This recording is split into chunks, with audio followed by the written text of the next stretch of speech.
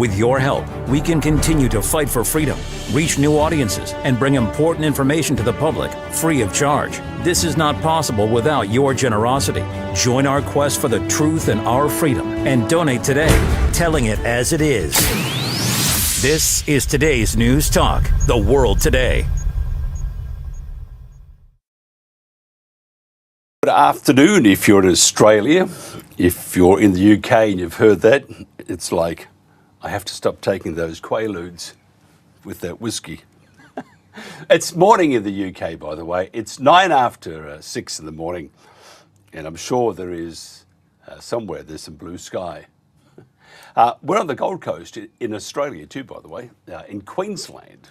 And at the moment, we're about to hit the year 2000, and it's 9 after 4 in New South Wales and Victoria. It's 9 after 5. The weekend has begun for some. It just feels like a game show, doesn't it? Just everything's happening. Everyone's happy. And the same thing with Mauritius. It's all happening. The prospects of the Great British Giveaway deal. We actually need Nigel, because he reminds me of a celebrity game show host in waiting. Here you are. Do you want the car or do you want Chagos? Anyway, the Great British Giveaway deal to Mauritius seems to change from day to day. Now, the US stance, whether it's Trump or the State Department, is often contradictory. To explain the latest developments, Kate Jones will join us, who is a White House correspondent, journalist, author and historian. Kate is the North American editor of World Media UK USA, CYQ6 Corp, covering geopolitics, economics, technology and defence. Kate, thank you very much for joining us. I actually think we need Nigel Farage, because truly he reminds me of a game show host. Do you want the car or would you like to have Chagos Islands? How do you feel about Nigel's before we get into the nitty-gritty stuff? We probably need your microphone on. That's that button that says turn me on. That one? There we are. Look at that. There we are. We're going well. Look, what I might do is just fill in. This is called a filler as Kate panics behind the scenes. There we are. Look at that. Here I am by myself again. Kate will join us in a second. When we hear Kate, we will get our studio guy to flick back to Kate. We have. Yes. Now, Yeah, sorry, on Farage. Yes. So Farage actually was pretty passionate about Chagos Islands not being turned over, and was very engaged with the Republicans on this. So, and regardless of what you might feel or not feel, he was actively engaged in not turning over Chagos. But I think that there are multiple different disputed issues in this. It's a diplomatic, an economic, and also a military question. And certainly, I think, in particular with Iran, and also this discussion about Greenland, which is more related to geometry and hypersonic missile defense in the future.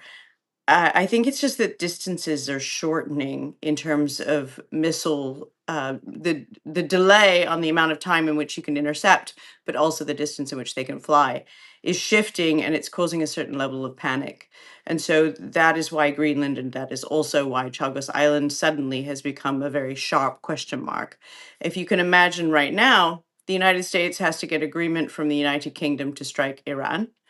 In time, it might need to ask Mauritius, and that's rather a different thing, isn't it? I think it might be, because Mauritius then would consult with China. And wouldn't you love to be a fly on the wall, although you might find yourself dinner? So anyway, look, the issues are escalating at the moment, aren't they? Can you just tell me if the UK has blocked the use of Chagos for a strike on Iran? It has been blocked. However, that was a discussion previously, and many things have moved subsequently. But the bigger block on attacking Iran is really the Middle Eastern states themselves. And the question is, at some point, I believe at some point, if Iran were to overcook, it might have a large sort of suicide attack on everyone. And that means longer range missile attacks on Saudi Arabia, UAE, Israel, of course, and all of its neighbors. And so being able to defend against that's tricky and also expensive. So I believe that some of this is really delayed for that very reason. It's about can you adequately and rapidly enough defend all of these states, along with also having that permission to use your B1s, B2s, B52s, your ISR assets that are coming out of Chagos, and that permission required from the UK. So I'm not entirely sure if it's a full no. It was a no before, and maybe it's not now. Who knows what the next maneuver will be, because the threat situation changes rapidly there too. There's other reports, we've had reports in which we have been reporting on, plus either side, because we do that, we're very nice people, but their reports are that and they did a survey there too. Now, who knows how correct that survey was, but the vast majority of those living in Iran do not want a regime change. So let's just go with me on this part for a second. If they don't want a regime change, and don't forget there is an information operation at play here, which they do everywhere just to make sure they get their message across and they have the support from their respective countries. However, if they don't want a regime change, why are they going in there at all? Do you think there are other parties at play here, other countries at play here that are encouraging the US and the coalition of the willing to engage Iran? So I don't think we have any ability to survey what the people of Iran believe. That's impossible to know. We can only really look at the mobilization of people and the percentage in mobilization, and we still can't really, you couldn't really know from that. As far as the other things at play, of course, there are other things at play. The ballistic missile capability of Iran is improving. Israel is, of course, fearful of that, as are the states around it. Um, again, I mentioned Saudi Arabia, UAE, all of those countries are under threat from attack by Iran in an advanced program, a ballistical missile capability. So that is an influence for everyone. And I think that pressure is acutely felt by all those nations. Also, the instability that is provoked by the Iranian regime with its militias, with its influence in Baghdad, that continues to be a concern for all of the countries involved. In terms of internal influence, yes, of course, the Israelis are able to influence inside Iran. There are other nodes, of course, like Russia, China. But in terms of Iran's behavior, I think it is very Iranian. So um, it has had a long-term objective of getting a nuclear weapon. That has not changed. They're still objecting to that on red lines. There's a delay now in which I think they have a week to have more negotiations about this, but the red lines are firm. The US does not want Iran to have a nuclear weapon. The US does not want this ballistic missile development. Iran wants both. So those are tough red lines when neither one can cross them. Do you think there will be, I mean, actually, two parts. So just do this first one. You mentioned Israel. How come they have so much power? Why do they have so much influence with regards to Iran? They have enough trouble on their own, in their own backyard. So why? Because illuminate me, because I'm a bit stumped here. I've got no idea. Well, I do have an idea, but I want your idea on why Israel has so much power. Why? Because we know that they have their own issues. To lead the rest of the world into a war with Iran, and not only are you going to have a war with Iran, you're going to have a war then probably very likely with Russia, because they support Iran. Also going to have a war with other countries nearby. So the tact of following what Israel is suggesting and pushing, and they are, how come they have so much power? Why are they? Why are they? Tell me this. Why is the US following a lot of the wishes, if not the entire wish list of Israel? The US is acting in its own self interest, as most of the Really? countries in that region are. I mean, this is persistently the case. It's about Mm, balance of power. And while the Israelis can push, and I believe that over Christmas, Netanyahu was pushing for attacks on their ballistic missile capabilities, that did not occur, did it? And they even have issues with being able to defend against it and would still volunteer to end that program because it's an existential threat to the future.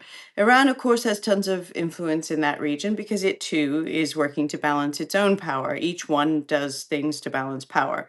That means funding Hamas for the attacks that, I mean, indirectly occurred on January 7th, but also the Shia militias that put pressure on Iran that actually are probably more of a threat to Iran, even to mm, Hezbollah in Lebanon. mm, And then for the Saudis, it's strikes from Yemen from the Houthis that they fear. So each of these nodes are nodes of power, and each of these countries has nodes of power. And really, you're looking at how does that balance. When you get to balance, people stop fighting. mm, Um, People are always trying to get an advantage and an edge, and each one is acting in its own self-interest. If the interests of Israel align with the United States, then the US will align with it. It's kind of a simple factor. But you also have to remember it is not just Israel. It's the Saudi, each one of these countries has a similar interest in not having attacks on its own soil, not having Houthi attacks, and not having an Iranian excess of power in these types of sort of networks. mm. Is the West prepared for a war with Iran? Because sure, we saw the shock and awe, which they're talking about again, the shock and awe of the US might. And if you go back a few years to the the war on terror, I still remember George Bush and Storm and Norman and all that. I've got a very clear memory of that, and I believed it all. Then it came out later on, which was acknowledged by legacy media, also mainstream media, that Bell Pottinger was part of the information operation. They were paid $550 million in those days, pretty close to $1 billion nowadays. They were paid to provide information that, again, led the rest of the world to believe that they had these weapons of mass destruction. We know that the rest is history. So back to the original question, are we prepared then for a war with Iran? Because they do have missiles that can reach the UK, they have missiles that can reach the US. But as I said, you don't want to have Russia deciding then to side with Iran, and especially if they got the naval, not naval warfare, naval military manoeuvres happening close by. You don't want that happening at all. So again, is the West prepared for a war with Iran? Because it's not going to be anything like anything else. They can retaliate, and then we go to the part I think you might have mentioned about the terrorism and the huge amount of technology. If you could ever have technology making a bomb or whatever, but they are very good, we believe, at creating mayhem in civilian populations. Now, if you look at the US, also 40 million illegals, many unaccountable, could very well be, and has been mentioned by the State Department as possible terrorists. Again, is the West prepared for a war with Iran, and are they prepared for a war that will realise many losses? So I don't imagine that this is the sort of war that anybody would see coming from an Iranian conflict. Everything I see has shown that there is an avoidance of war. Otherwise, this attack would have already occurred. There's there is full capability to attack Iran and the ballistic sites, and that has not been done.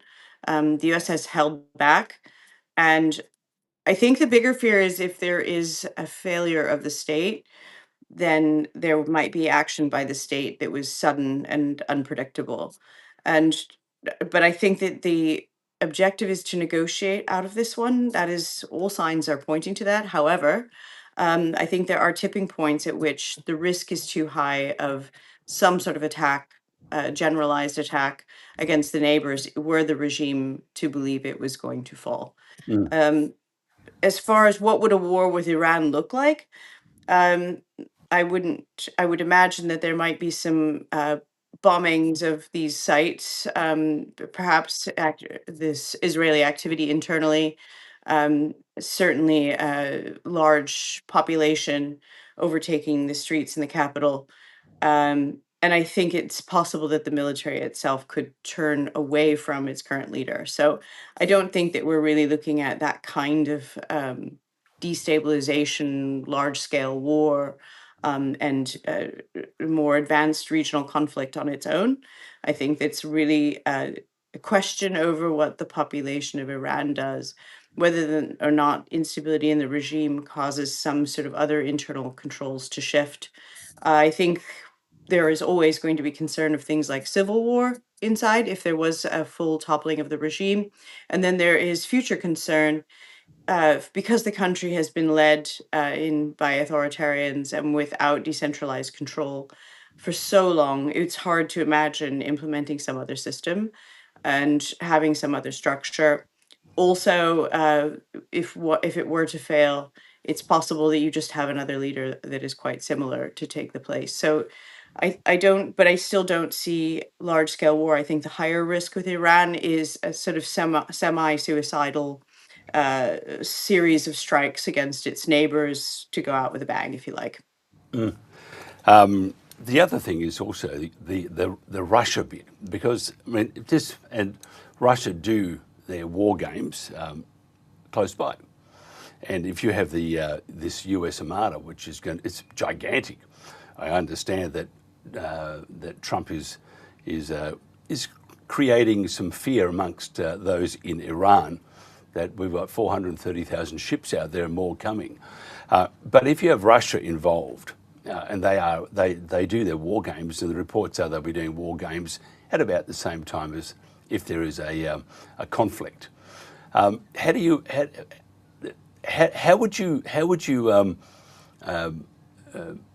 would you stop a conflict between Russia and the US if they are in the same area, and one's doing war games, the other is doing war, and one which is doing the war games is very sympathetic to Iran and the regime there? You'd have to be very careful, and that's why I'm very interested in your ideas on they're all heading towards a peace or talking peace because of the enormous loss that would follow. But if it did kick off, and you did have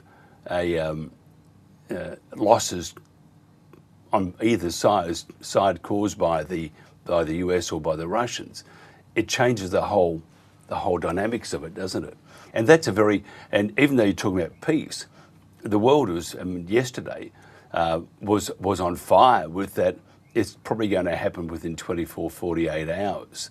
Now, whether that's just coming from within to create fear, which it was working, but whether that's enough to deter a conflict. And you mentioned if Iran does strike first, and they could, then negotiations are finished, and then you're going to have a very large war. It's not going to just be with Iran. It's going to be with Russia supporting them. We don't want that, do we? Yeah, I can't see a war with Russia, and I am certain that the United States and Russia are having lengthy discussions behind closed doors. There are diplomatic channels. I don't think it's in Russia's interest either, and they're probably also looking over at Iran with great concern. In terms of, I believe, are you talking about wargaming versus exercises? Because military exercises, that's ships in place, versus wargaming being generally, it's the computer and the phone. So Well, it's a bit of I both. think I if mean, I wasn't aware of them doing military exercises there, but if that is the case, yeah, of course that is a heightened tension. but I really do not imagine that Russia is not involved in this conversation. It may also be looking over Iran with similar concerns, and then you're looking at what's the outcome afterwards.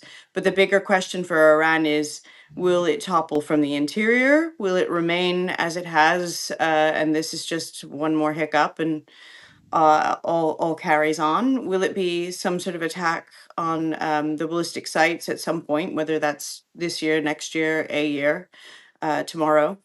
Uh, we're not really sure. We're all waiting to see, but I do not think anything is predetermined at this Mm, stage. mm, I think it is going to be incremental changes that then have global reactions.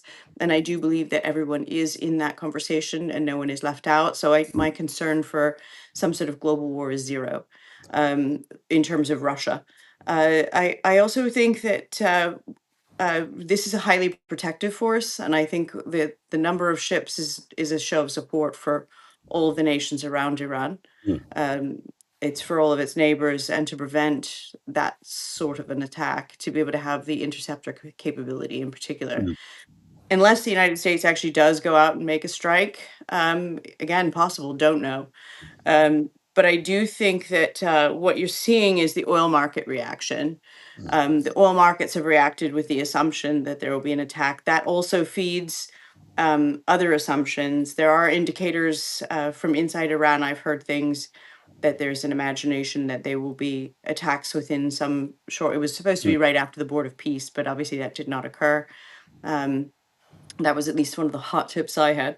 But look at the oil markets, and carefully looking at those, telling you it's going to go up to, I think that the belief was $75 a barrel if there was an attack, and then if it was prolonged beyond 5 days, it's expect 80. These are the sorts of concerns that you get jitters in the markets. Those translate into jitters in general. Nobody really is sure. People are hanging on each of these actions, whether it's an Iranian word or a US word or uh, mm, somewhere else. But there are things we just don't know that occur in a skiff, and those conversations we are not privy to, and we're not getting messaged back. mm. So that's Makes- probably the tough part for all of us. And it does make the Chagos Islands, including Diego Garcia, all the more important. And there's not just people think Chagos Islands is a couple of dots on the ocean. There's 60 of them, and huge amount of minerals and stuff. Where do you? First of all, I can't understand why they would let this go, and I think Starmer is under a fair bit of pressure at the moment. But you can't keep saying yes, no, as Donald has been doing. Yes, no, no. We support. No, we don't support. Peter Mendelsohn. What do you think? Because he's come out. He looks a bit slippery, doesn't he? And Peter Mendelsohn, besides his friendship with Epstein, he also he was lobbying his lobbying firm Global Counsel in 2010. Who are these? Who are his clients, and what about the miners in the area? Well, going back to the importance of Chagos Island, look at it from the military perspective. It's a multi-domain site in which you have a deep water port, but you also have long runways. So it's a unique location for things like defending against and striking places like Iran. But it has a nice long runway. You can do your refueling for air refuel. You can have ISR capabilities. You've got B1s, B2s, B52s, and a deep water port. And that is what makes that super critical. Again, this question mark over asking the United Kingdom permission is one thing, asking Mauritius and potentially, that's China, is another. And I think the reality of that has come to light as a more important factor suddenly because of Iran. And prior to that, it was more of a diplomatic thought process. And now it's more of well, hang on, look at this lease. What can be negotiated in terms of what State Department came out with, and then the president has been consistent. In fact, State Department came out with a statement, but I don't know what was behind that or how that decision was made. But it certainly was in conflict with what the president had to say. In terms of Mendelsohn, I don't know. That's an I don't know. Uh, about his associations and the mining piece. Interesting. And I see poor old, we'll talk to our next guest about Andrew. He's in deep doo-doos. Maybe he could be on the front line heading into Iran, probably on a missile. Is anyone else, by the way, laying claim to the islands? Has anyone else said, "Oh, we'll take it"? Other than private individuals saying I'll buy it, I have heard that. I no. I think this is a pretty well writ and thought out turnover. However, it maybe has changed. While there were always pressures to not give it away and sensible arguments not to, I haven't heard the deeper argument as to why to give it away, aside from historic. Sort of, I guess this is anti-colonial movement. But I don't really understand the depth of that. I do understand the reasons to hold on to Chagos, and I understand the risk is significant. If it went to Mauritius and you had to ask permission again, what would the Chinese say? But 100-year lease, is that enough? I don't know. So I just think the whole thing is starting to look very, very what's the word? Looks very much like a cluster duck, if you could understand what I'm probably saying there. But it looks very weird. Can you just tell me where do you think this will end? I mean, because at the moment it could go anyway. Do you think that the UK will hand it straight back to Mauritius, or do you think the UK will say, made a mistake? Or do you think Starmer will get into trouble because it looks like he may have misled Parliament? His reasoning was, oh, we're going to lose this court case anyway. And everyone went, yep, okay, we believe you. Where do you think this will end up?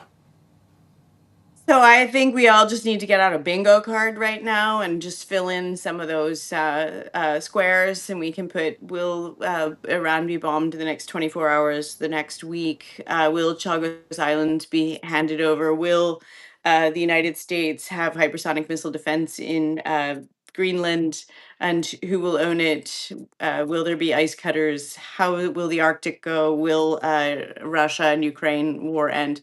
So I think we need a bingo card. I hate bingo. So, and we'll go to Vegas. I'll have red. The roulette table will also work for this problem set. I think Mauritius would go for red. Kate, if somebody wants to find out more about what you do, how do they do that? Yeah, we have this new magazine, The Context. So really plugging that. We're online, but we also have a print copy that's coming out as a quarterly. Otherwise, on your program, of course, I love to come on, especially in the middle of the night. It's fantastic. There's no traffic noise or ambulances. But then also, I'm out podcasting on the economy, and I do have letters that I do on geopolitics and geoeconomics. Yeah, it's harder to get a hold of those, but I will try and get them up on a site so you can read. It's going out night clubbing has its advantages. You come home, you do a gig with us, and then go to bed. Kate, how we wish when we were younger, maybe not anymore. Do you ever sleep, by the way? I do. I really enjoy sleeping, and I was asleep about an hour ago. I can't do that. If I go to sleep, it's like, don't go near me when I wake up. Kate, always a pleasure. Look forward to next time. This is The World Today. We're today's news talk, The World Today. Incredible. I was sitting home last night after finishing.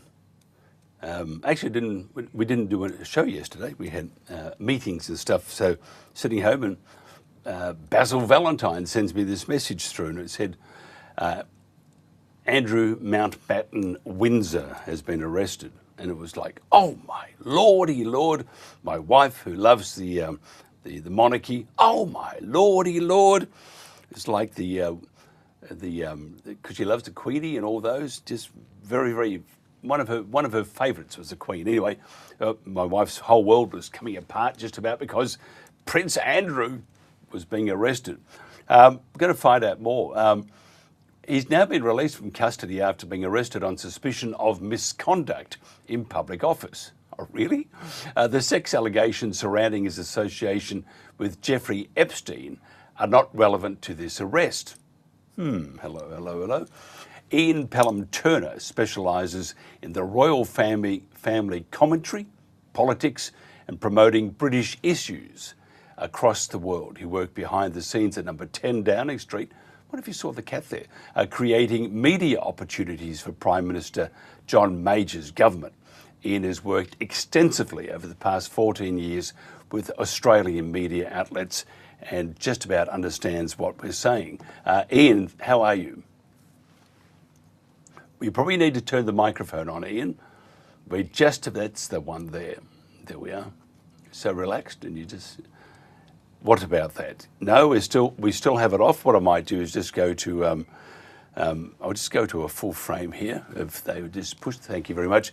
Yeah, Andrew, Prince Andrew. I would like to refer to him as Prince Andrew, but no longer Prince Andrew. He's in a lot of trouble. We still have no microphone there for Ian. So Cam, if you want to just pop in and maybe help Ian, and that way we can continue a conversation, because I want to find out some of the things I want to find out about Prince Andrew. What's the latest in the story, for example? What about the charges? Why haven't they involved the sex charges? I mean, it's all to do with being naughty in public office and probably divulging confidential information and stuff like that. So we need to find out these things. And there we have Ian is now with us. Ian, thank you for joining us. Good morning. You've done enough of this. Do you sometimes think, when you have to do a filler as something's happening behind the scenes, sometimes it can be harder than it looks, can't it? Well, honestly, at the moment, I mean, nobody was more surprised than me, because I was having this wonderful sleep yesterday morning. And then the phone rings at 8:05 in the morning, 5 minutes after Andrew had been arrested by India, to ask, could I get onto them straight away. So I think when you're working with the royal family, you have to be really prepared to talk 24 hours a day across the world. I think the reality at the moment is total shock in Britain. What is happening? Although there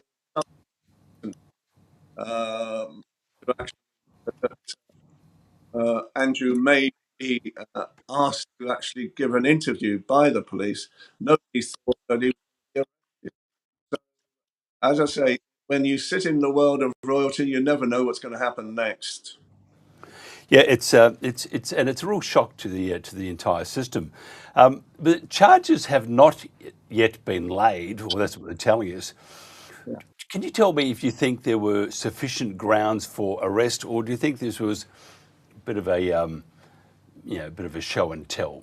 Look what we've done. But if I can't understand how you can arrest someone without having sufficient grounds for an arrest. I think, who knows? I mean, this is ongoing as we speak. At the same time, I think the reality is the royals want to put across this feeling that they are very upset with Andrew. Arrest him on his birthday. What was, I think, a very strange coincidence, or not. To actually, whether it was coming out of Buckingham Palace that King Charles was totally surprised that this arrest was going to happen, that Prince William was very surprised that this was going to happen. Do I believe that? No. I think what we are seeing at the moment is a play out, as you so rightly say, to sort of show that the royal family are concerned, that Andrew has received another slap on the wrist for doing what he's doing, and the world goes on. And I think the royal family feel that that might be one way of actually dealing with the issue. Do I think that's going to happen? No, because there's too much conjecture. There's too much problems with this whole story at the moment. And as more details come out from the Epstein files as well, Who knows what's going to happen next? Could you, because you worked at 10 Downing Street, you understand the machinations behind the scenes. What would the when I mean, obviously, Starmer and the office would have been aware that Andrew was going to be invited down to have a chat to a few policemen. But what would have been the atmosphere behind the scenes at 10 Down? Would it be just business as usual, or would there be a great concern? One word comes straight away: fear. What is going to happen next? Because the Starmer government, quite honestly, it's been a government in waiting since it became a government. You know, and so this latest peccadillos about what Andrew's been up to is just another worry for Starmer at the same time. And I think, you know, the reality at the moment is who is going to say what's going to happen next? Because in reality now, because he is a commoner now, not a member of the royal family anymore, he could be extradited to America as well if America asks for it. And so then how does Starmer deal with something like that as well? It's interesting you mentioned maybe extradited. First of all, they have to do something within their own borders. A lot of talk, a lot of 3 million pages or files, whatever you want to call it. Many have been redacted. But the world is jumping up and down. What a terrible person, and Epstein was a terrible person. But not much else is happening. So again, I'm wondering whether this is just, a bit of theatre to say that we're taking appropriate action. However, there'll be no more appropriate action taken because it's all very well inviting him over to have a conversation to the American police, but they've got to do something with their own first of all. And at this stage, I haven't seen anything. Maybe you could illuminate me. Am I missing something? No, I mean, I think you're perfectly correct, quite honestly. I think this is theatre. And that's my sort of personal feeling. I'm trying to show the royal family against what Andrew has done. And so this is the perfect theatre. You know, I mean, for me, probably the most shocking thing that I've seen in the past 20 photograph, and, Andrew was coming back from Aylesbury, where he was held by the police, by Thames Valley Police. He looked totally shocked. And I think that photograph said a lot to me because it looked like he had suddenly realized something now was seriously wrong. I think before he thought he could get away with anything, but now I think he's suddenly realizing that the look on his face was of absolute shock. In fact, it almost looked like absolute terror that was going to happen next. Yeah, it wasn't a good look, was it? I mean, I see that Fergie stood by his side from the UAE, of course, because she's there to get some sunshine and get out of the heat, which is a strange place to go to get out of the heat. But she had to get away, and all the stories that we hear and the people read about it in the tabloids, some are a little more forthright than others, and then on, whether it's independent media or socials, there's always this conversation about Andrew and about Epstein. The look for the royal family, and even though Charles is, his response seems to sort of imply that he endorses what happened, except for a conversation with the police, and even though Andrew is looking shell-shocked, no charges have been laid just yet, or what we know. So nothing really has happened. How does the English public react to this? Do they just think, here we go again, one rule for us, one rule for the elite? I think the British public are getting more and more astonished at what's going on with the royal family right now. Sympathy for Charles, obviously because of his cancer, and for Kate because of her cancer. Uh, but I behind the scenes as well, let's take young people, more and more young people now do not want a monarchy anymore. You know, and Republic, which is this anti-monarchy group, which is called to be investigated in the first place, they are even stronger. in Britain at the same. That there is a feeling now in Britain: do we really need a monarchy or not anymore? And with Charles, yes, there is a lot of sympathy for Charles. I think the problem is that he is not in control of this situation anymore because of all the allegations coming out of Charles. He must be wondering what's been happening next.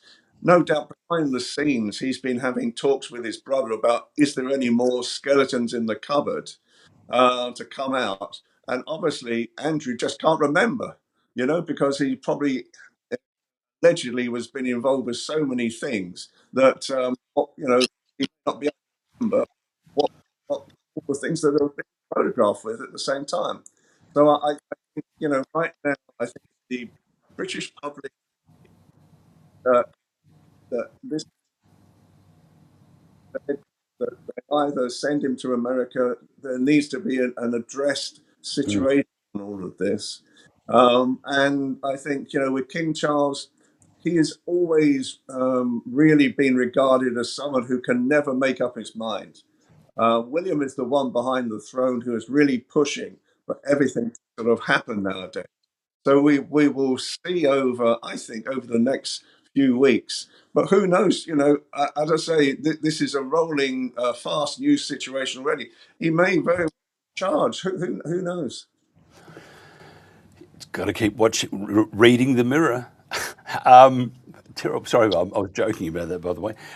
What about? Do you know much about the documents that were passed to Epstein? And it's really interesting, and I think you would agree that no one's looking at the sex allegations and the impropriety with very young children, or not children, but young people under the age, and nothing's been really mentioned about that in this brief. It's all about these documents.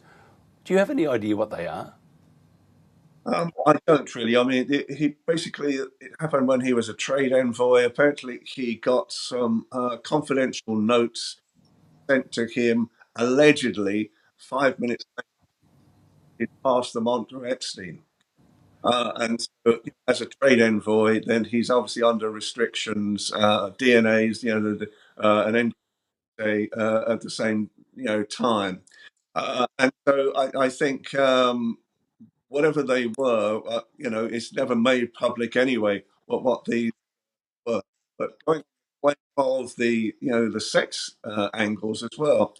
Probably they're hoping that none of that will come out to actually don't push the sex angle as well, because of all the apparently sex goings on at Sandringham, when Andrew was up there at the same time. These sex parties that allegedly were as well. You never know with the royal family. As I say, what's going to happen next at the moment? It's like a live scene from Netflix. It's a bit like Caligula. And you just wonder the parties, if there were any birthday parties, what they did with the candles. I've just got. I'm sorry, I'm being a bit brash here, but they are. They're terrifying and quite salacious stories. Just quickly on Mandelson, he hasn't been arrested.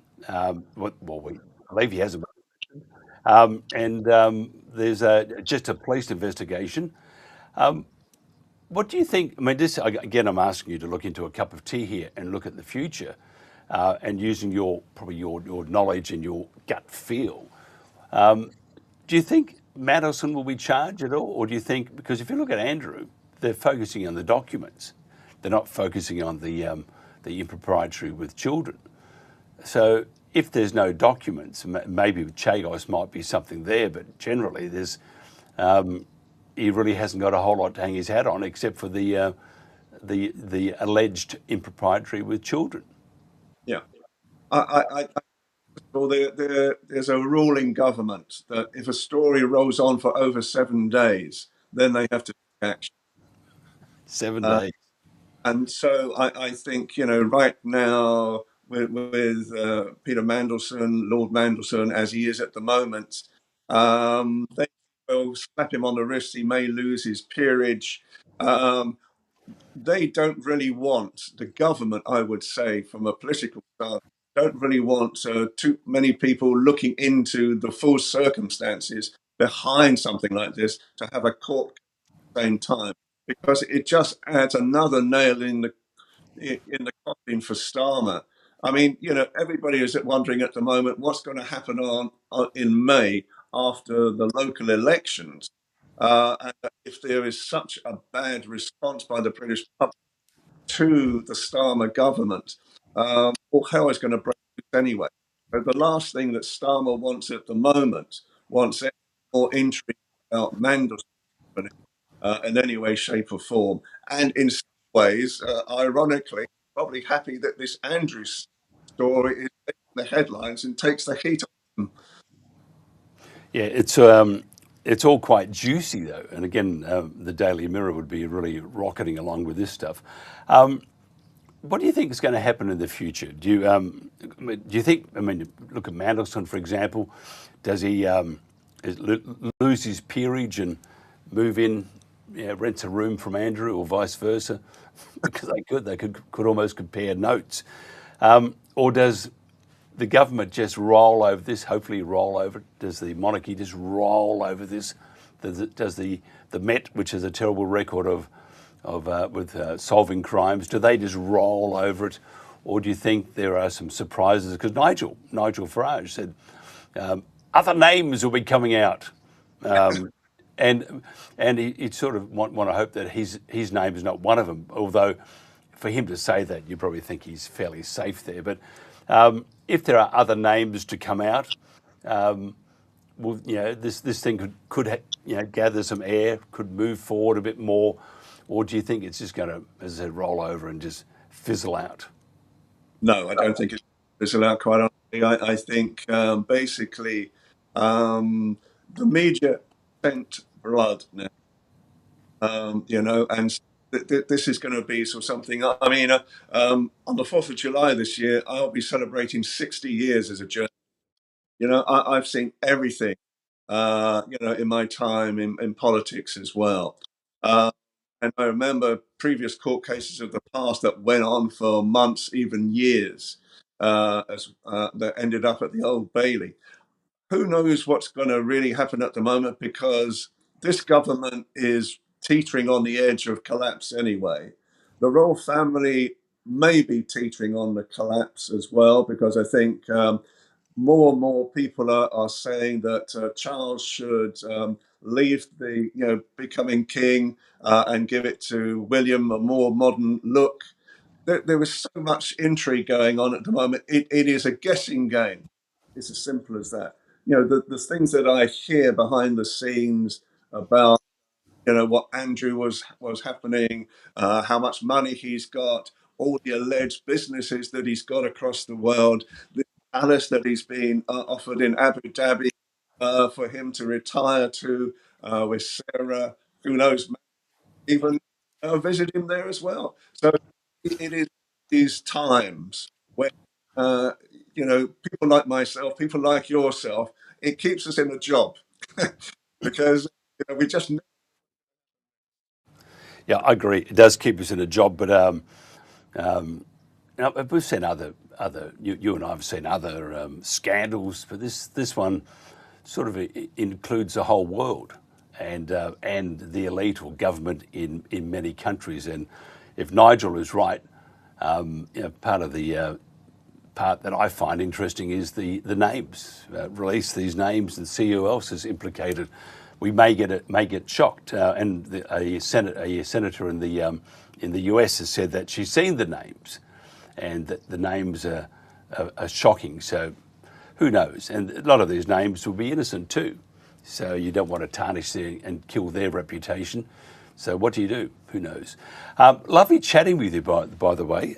If somebody wants to find out more about Ian Pelham Turner, and your knowledge is second to none, and your appraisals is just fantastic, how do they do that?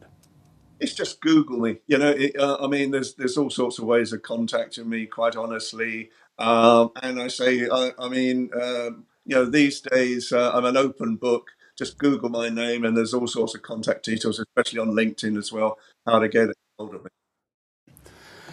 Ian, thank you so much for your time. All the best. Hopefully, you won't stay awake all night wondering what's going to happen the next day. But good luck with it anyway. Ian Pelham Turner there from London. This is The World Today.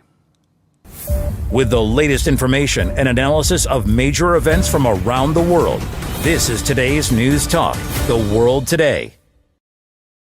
And welcome back to The World Today. Nice to have your company. It's I can't wait for the weekend, and I'm sure our next guest also can't wait for the weekend, but he's really tied up in politics right now. Aaron Brand began his political life with UKIP, becoming Young Conservative Chairman for Tunbridge Wells. Now, Aaron is on the National Committee for the English Democrats and is the Kent Area Chairman. Aaron, thanks for joining us. Hello, Mike. Thank you very much for having me on. I have to ask you, how cold is it at the moment? It was incredibly cold when I went outside this morning, but that is just typical English weather. Tell me about the English Democrats and how they are different. Well, so the English Democrats are the only actual political party that is pro-English nationalism. So your Reform, even Restore, is still only a unionist party. Reform is a version of the Conservative Party now, but for example, the English Democrats is pro having a referendum to remove us from the Union, and which before it started with having a English Parliament, but Robin quickly worked out that it would not function having an English Parliament. Why did you join the English Democrats? That's a good question. So I was introduced to Robin by a friend, and I saw it as the only party that was pro England, really. As I think you must have seen, there's been a lot of support for England over the last few months, with the raising of the flags. Lots of councils and things are really unhappy about it. Some of the local councillors in my area were complaining that residents are upset about seeing the England flag flying on lampposts, which I can't see how it's doing any harm to anybody. Can you tell me your thoughts on the policies, and what are they, of the Starmer or the Labor government that most undermined UK independence? Well, for example, if you look at what they're doing now, they're starting to bring back freedom of movement through students and things in post Brexit, which is just going to snowball into free movement again throughout the European Union, and then back into it totally, which is what he's been doing in the last few weeks. But he's always been adamant to bring us back into Europe. Sorry, I'm just pushing buttons here behind the scenes. Right. It's because we have Robin on all the time, and he's very straight up and down, very, very proud of his country. Where do you see the UK heading if Starmer, he's got the elections in May, of course, so that's going to create some interest. But regardless of whether he stays or not, Labor stays, and they will still be in government for another 3 years at least. Catherine Blakelock yesterday suggested that perhaps they have the possibility of voting to extend that for another 2 more years after that, which is just horrific. But just say, looking at the 3 years down the track before the next general election, how do you see the UK looking, say, from now to then? Well, so it's going to be atrocious. If you look at the the kind of policies they've been bringing in with surveillance and things is just going to continue to get worse and worse.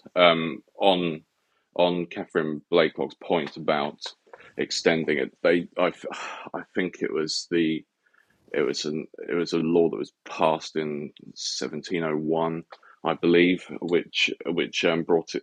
I might be wrong, but it was to change the system from 7 years to 5 years, which could easily be changed, and then you have them till 2031, because the Labour Party doesn't have any, like the Tories had, with the 1922 committee. The Labour Party doesn't have anything like that to bring down a sitting government, so it would have to be a vote of no confidence, which most of the Labour MPs are very have no experience of things, and then are not going to risk their one term in office with bringing down Starmer. But from looking at the stuff with Mandelson, who obviously should be in jail, but even if they do bring charges against him and things, he would probably only get a slap on the wrist, really. What we've seen from the Epstein files, it looks like there's serious insider trading and things. Which, if me or you or Robin or someone had done similar things, we'd get 25 years. And a good whipping, or they remove our heads. Yes. Can I just ask you your thoughts on former Prince Andrew, whisked down to the police station, and then no charges. He was arrested, no charges, so he can't be arrested. So somewhere along the line, the information's getting garbled. What's your understanding of what's happening at the moment with former Prince Andrew? Well, it looked like I think I was told he was arrested about 1 o'clock ish. I think that's when I got a notification for it, maybe earlier yesterday. But so I think they should have, if they were going to charge him, they should have held him for the pre-exit period. But I did find the photo that they released when he came out of the jail quite amusing, where he looked very dishevelled. But I imagine from his experience of being a royal, going in and being treated like anybody else is going to be quite eye-opening, because there'd be no bowing or scraping or nothing Your like Royal that Highness. But Fergie, she hung around. She's in the UAE at the moment. Sorry, I missed that. I mean, the ex-wife that shares. They used to share the 30-room mansion, but she hopped on the first boat out and went over to the UAE, and probably in Dubai. Well, Dubai does seem to be a place that people flee to. Not that I would want to. Well, it's a nice place, Dubai. I really like it, but I mean, you would have thought she would have hung around, and there's all sorts of thoughts going through my mind. But I can't afford their solicitors' fees, so I'm not going to say it. But it's a very interesting scenario. And do you think that's going to undermine? Already I think many people are just fed up with the royals. But do you think it will undermine the royals even more? Oh yes, 100%. I was talking to a friend yesterday, and I said if I was the king, I'd probably just come out and hang him. I reckon that's the only way that would have restored. Obviously controversial, and I don't think that would actually happen. But I think that's one of the only ways you would actually restore the monarchy. You see so many people now that are anti-monarchists, and even people on the right fed up with it. So you're thinking a good hanging would restore confidence? I thought, Well, I like the old days. I mean, this is where I miss your culture. I mean, in the old days, you used to chop the heads off. I mean, and those are the days that we all miss, especially now that we have former Prince Andrew, and he's in a lot of trouble. But did you notice there's nothing on the sex stuff? It's all documents and all that sort of stuff. The sex stuff is highly salacious, and it's abhorrent. I mean, these people should be investigated fully. We had somebody on earlier said that the US may invite him over to the US for a few questions. That's not going to happen. They've done nothing to anybody in the US. So at the moment, there seems to be no real investigation. No one really wanting the truth, and which also, same thing with the UK. Invite him down, talk about some documents. Don't talk to him about the underage children that people are allegedly making about all of Epstein's cohorts. Nothing like that at all. Well, that's just been sort of standard. There's been no real investigation or looking into that. To be, I'll give the UK system one piece of credence, that at least they have looked into that. They've done a raid on Mandelson's house. They've arrested the former Prince Andrew. And so it's at least better than what's going on in the States, where the commentators are either just saying it's not worth looking into, or just saying we have now released this. So that's that. I mean, because we hosted the English cricket team here, which we thumped you guys. But if you look at that and what's happening with your government, what's happening with your monarchy, they're sort of following the same lines as your cricketers did. It is absolute chaos. And then we have Starmer. He really is quite enthusiastic about the UK or the EU integration. Where do you think that will end? Do you think he'll be happy one day? You'll see him walking into Parliament with some wooden shoes on. I don't know. That would be quite a thought. But for example, Starmer is a long-term member of the Trilateral Commission, if you've heard of that, which is a group started by one of the Rockefellers to sort of bring the countries together, which funnily enough, Epstein is also a member of, but I'm not going to make any links there. But Robin will look after you if you're sued, by the way, so don't worry about that. But so he's foremost a globalist. He made that quite clear when he was interviewed, and he said he preferred to be in Davos than Westminster. His EU integration. I think he's going to aim for it, but ultimately, I think the EU will collapse in the next 15, 20 years. Looking at some of the, I mean, no one can miss Nigel Farage, and I always say he's the celebrity game show host in waiting. And he is. I mean, Robin probably sick of hearing that, but that's all I say. But to me, he would be a very poor prime minister. That's my thought. So we have then Advance UK, Reform UK. What's the other one? Restore Britain, with which I quite like actually. Which one of these? Because I don't think we'll see Robin as prime minister. So which one of these out of Reform UK and Advance UK, at the end of the day, towards the election, will have the most impact on that election? What, the next general election? Yes, not the May one, the next general one. For example, I reckon the Reform and the Tories will merge.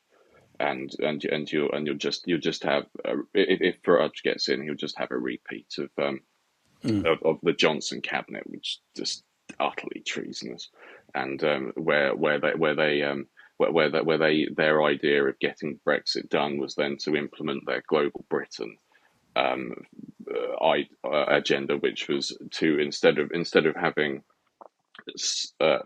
some immigration from Europe, they then massively increased immigration from the third world, which nobody voted for under Brexit. It was the first election I was ever able to vote in. Was the thing I was able to vote in was the referendum on the European Union, which I obviously voted leave. But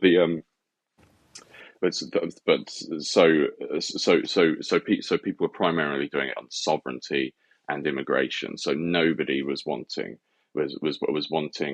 to have, for example, Polish builders replaced by 300,000 Indians. That's pretty exciting. How many 100,000? I think we might be exaggerating a ditch. Something, but over the period, something like that. Over not all in one go. So because we are running out of time, but if Starmer or the Labor Party continue for their 3 years and not what Catherine Blakelock suggests might be another 2 on top of that, if they do the 3 years, do you think if there was a new party that was to become the administration to run the UK, do you think they would have enough, I suppose, guts or gonads or whatever you want to say, to be able to turn back those policies? And secondly, would they be able to turn back those policies? It depends on which party got in. For example, if Restore got in, I think they would, because they would just utterly go to war with legislation. And like I've spoken to Robin about it, and he has the understanding and the experience to be able to just rip up all of the old Blairite legislation, and so as to help someone like Rupert Lowe in that regard. If Reform gets in, they'll just continue the sort of Blairite tradition we've had since 1997, which is essentially the manifestation of the moralities of Peter Mandelson. But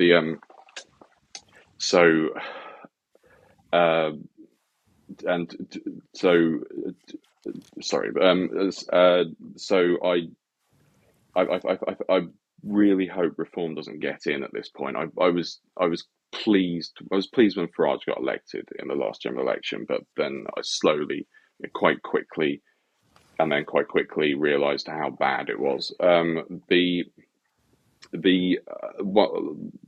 of the things that hopefully could happen if Starmer is brought down by the Mandelson scandal or various other things, that hopefully a Labour leader might call a general election, but there's no framework and there's nothing there to do that. So that's just sort of pie in the sky, but that's sort of what I'm hoping.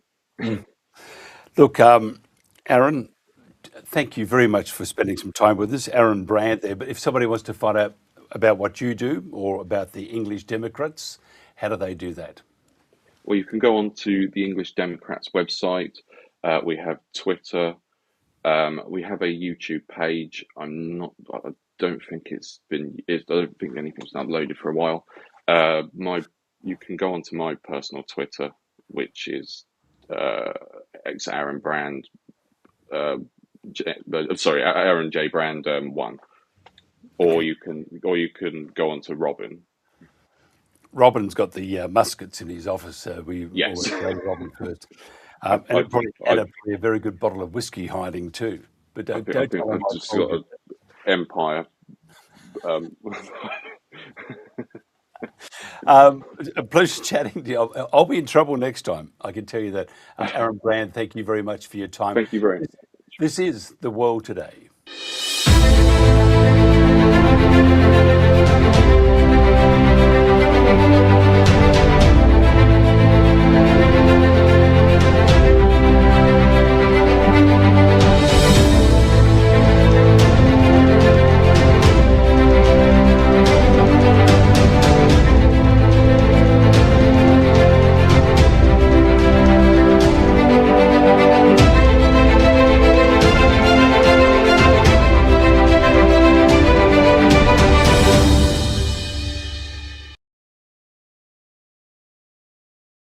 And welcome back to The World Today. The notoriety of Israeli prisons is well documented by Palestinian prisoners, less so by the pro-Israeli mainstream media. Some of the prisons are alleged to be sites of torture.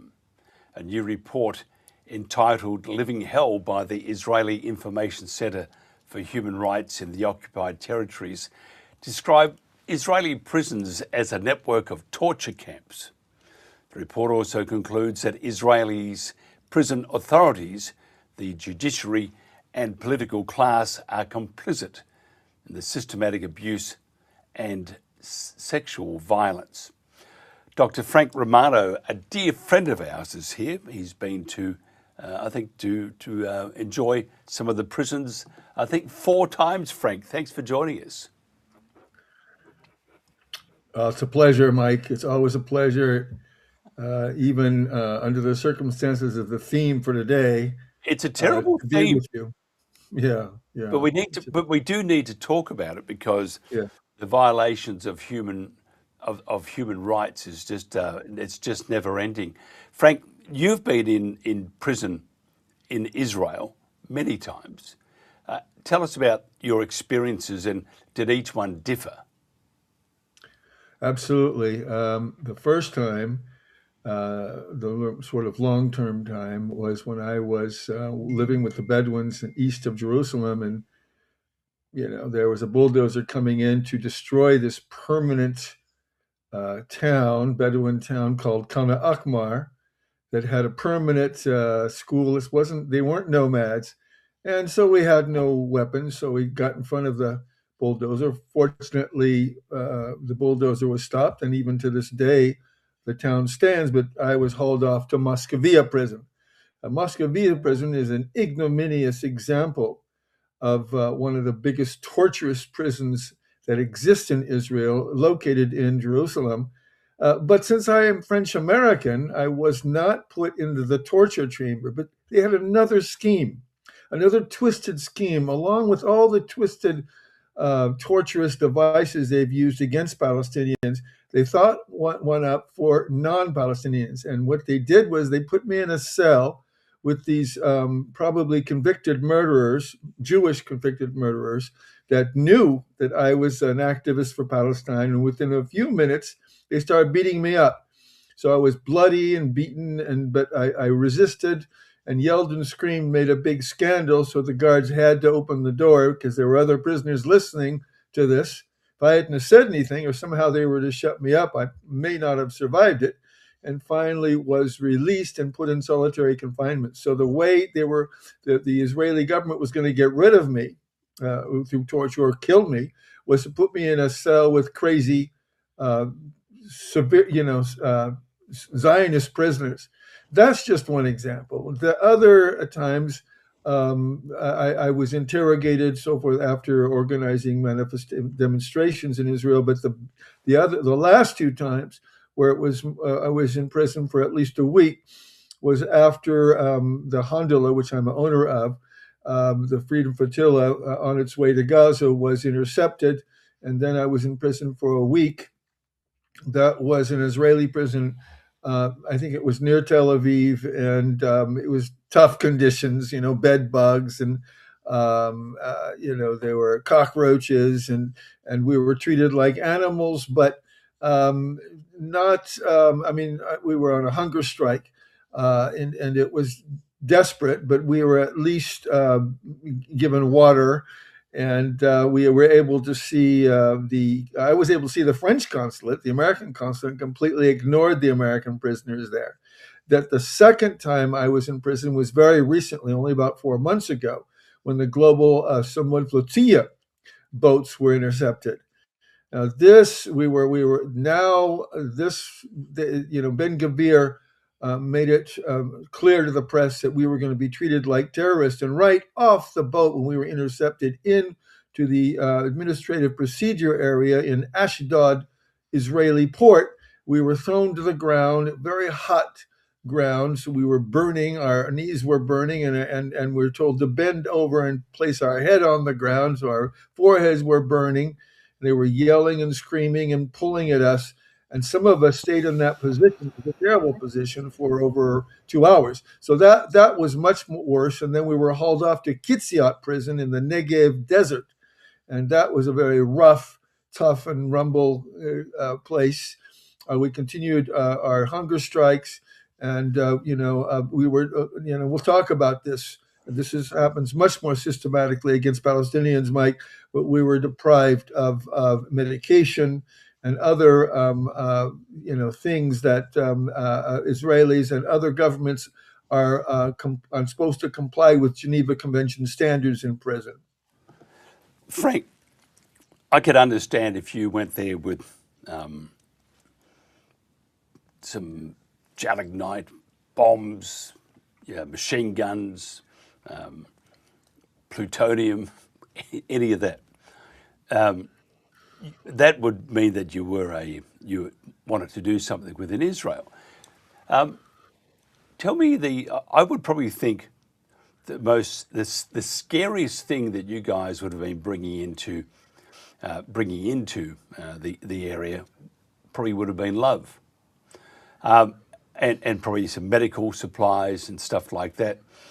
When you're thrown down and threatened, your life is threatened.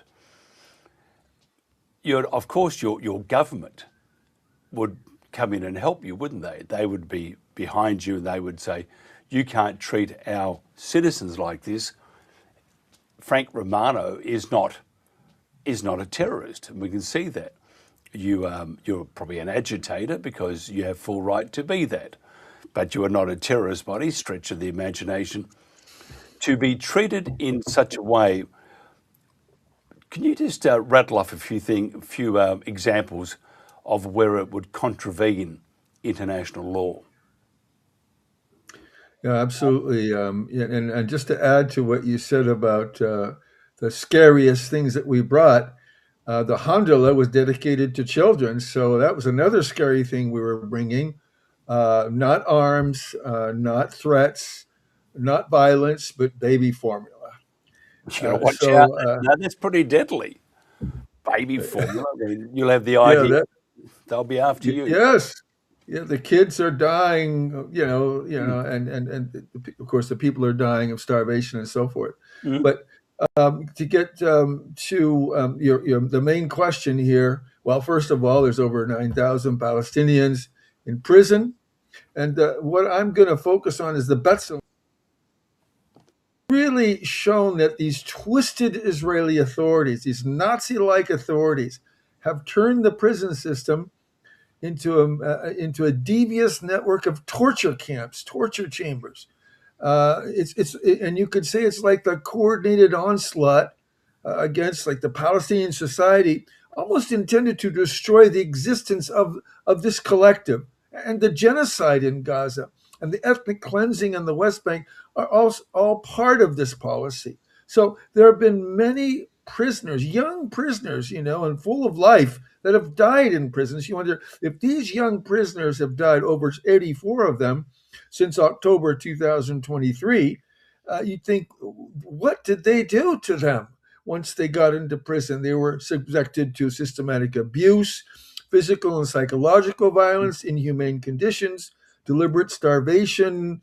There was very limited, if not completely denied, they were completely denied of medical treatment. We want to say that the Article 76 of the Fourth Geneva Convention requires an occupying power's obligation to provide adequate medical care and provide special protection for women and children. And we'll see, that this has not been complied with, and there's been systematic torture. Now, the findings of torture have been based on the testimonies of about 21 Palestinians released from Israeli prisons recently.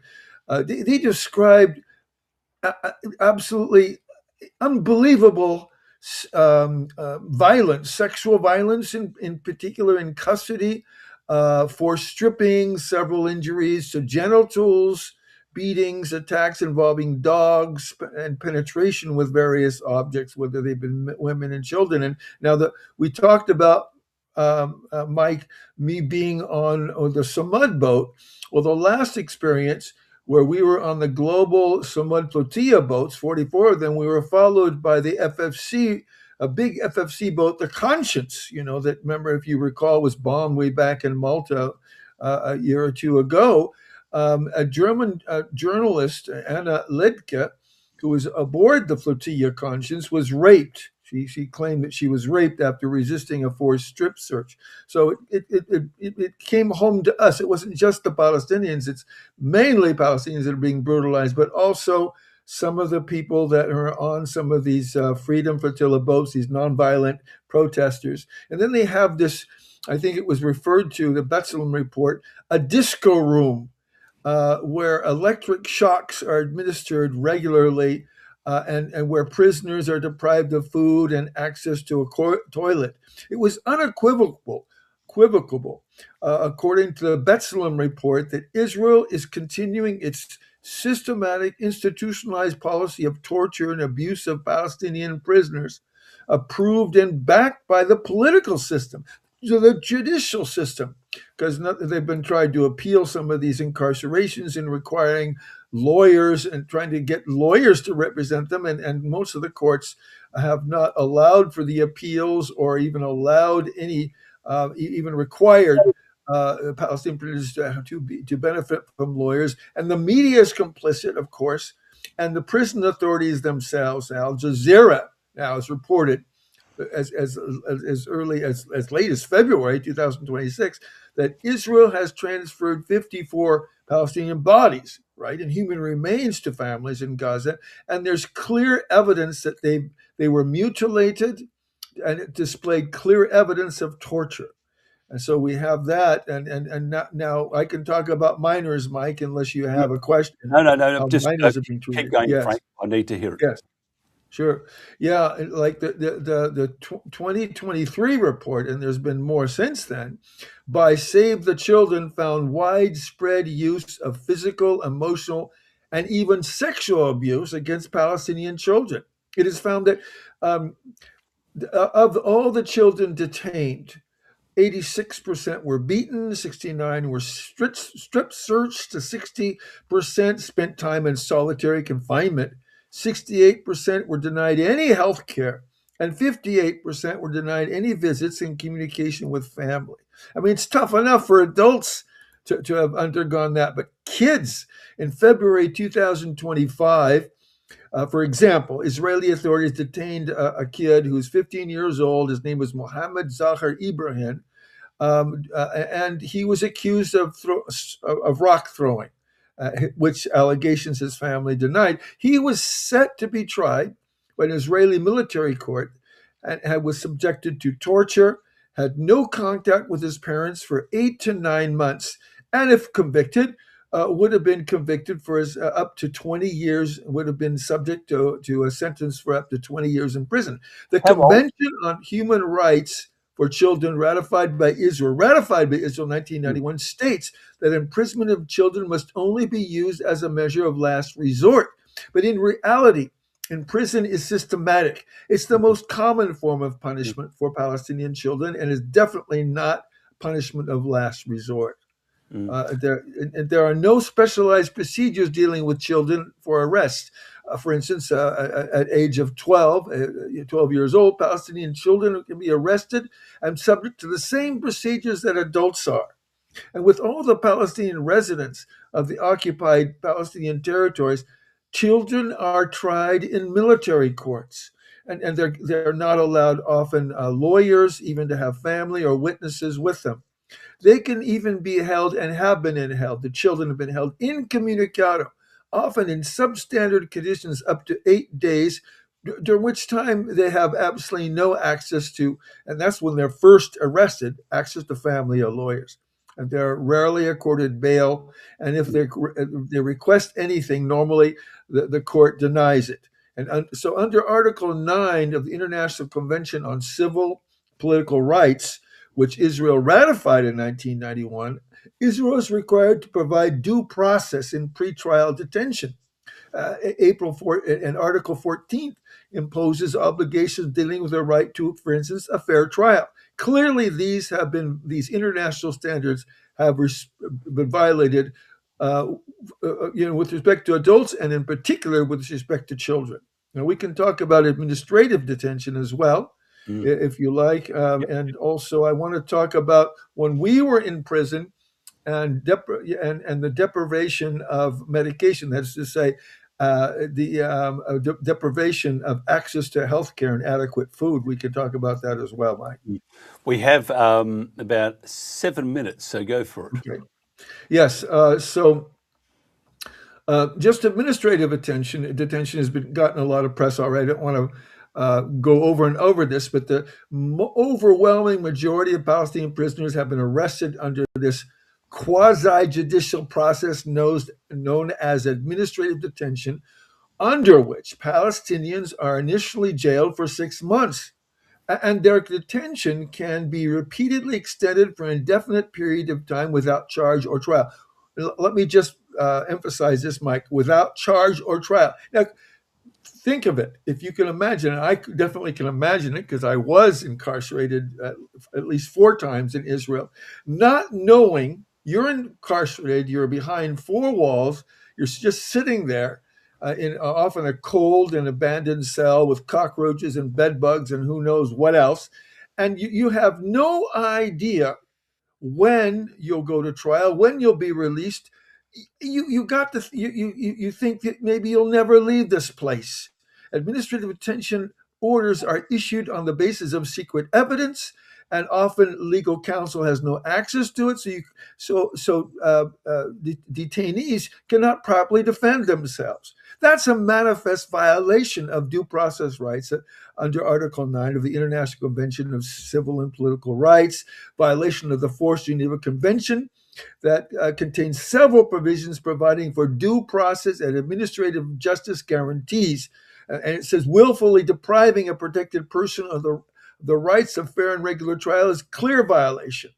And now, finally, before I conclude, access to health care. I mean, when I was in prison, it was only a few months ago, there was an 80-year-old man who was with us, and this is the Global Summit Flotilla again, where 44 boats were intercepted, and over 400 people were detained, including myself, for over a week.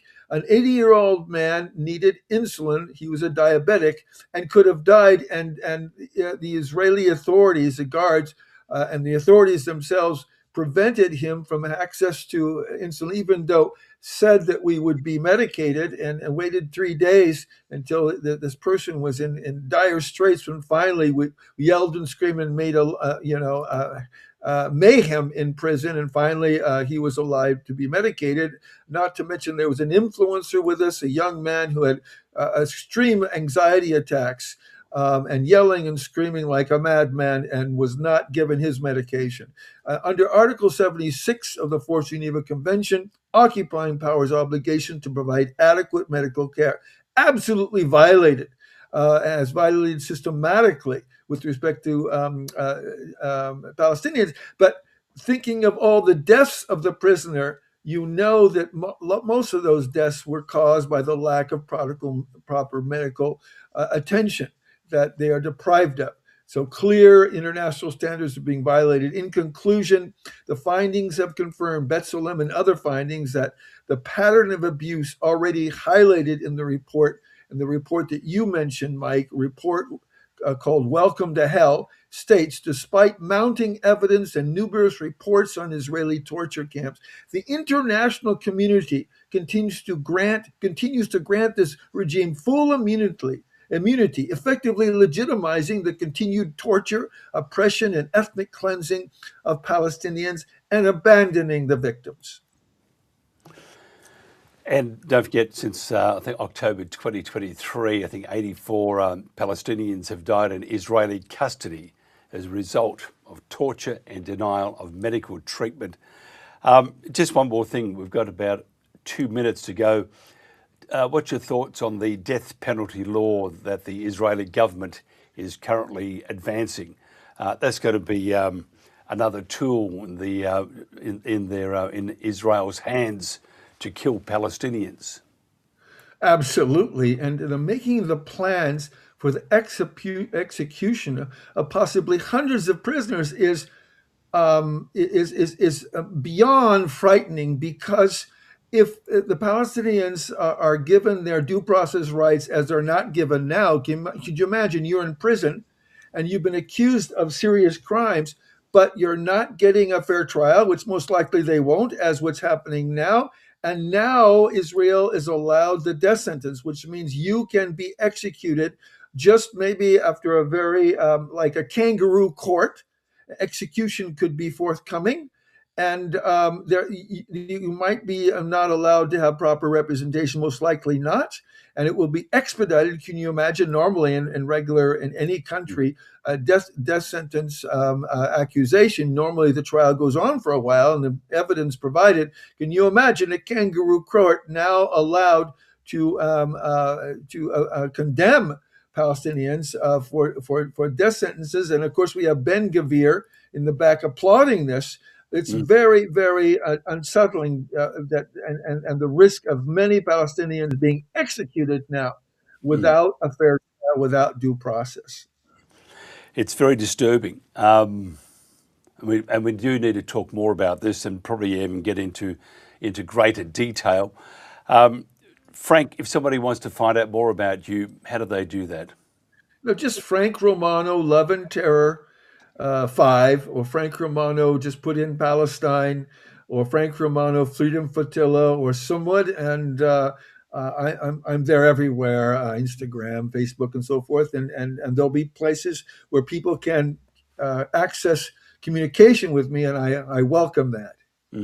Frank, it's I won't say it was a pleasure, but thank you for coming on. What you've told us is disturbing, and we do need to do more. And it sort of gets right up my calackers, the hot air that that was out there a few months ago, and at the moment, I think the world. Excuse my French here. It's not French, but I think the world at the moment is pretty piss weak. That's what I think. That's just my humble opinion. So I apologise for saying rude words, and I'm sure you've heard worse.